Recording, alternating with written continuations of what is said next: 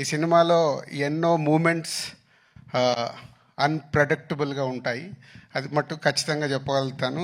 నిన్నే Thaman background score చేస్తూ రమ్మంటే ప్రసాద్ ల్యాబ్కి వెళ్తే ఓ 2 రీళ్లు చూపించాడు. అది చూసిన తర్వాత ఇంకా గట్టిగా తొడగొట్టాలని ఉంది, కానీ ఓవర్ అవుతుందని ఆగిపోతున్నాను.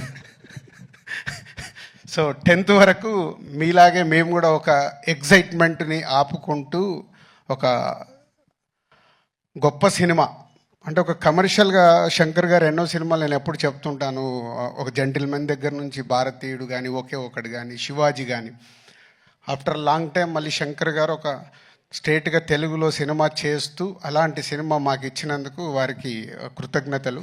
And Ram Charan global star, RRR తర్వాత ఒక గ్లోబల్ స్టార్ హీరోతో చేస్తున్నందుకు, ఈ సినిమా రిలీజ్ తర్వాత రామ్ చరణ్ గారు ఇంకా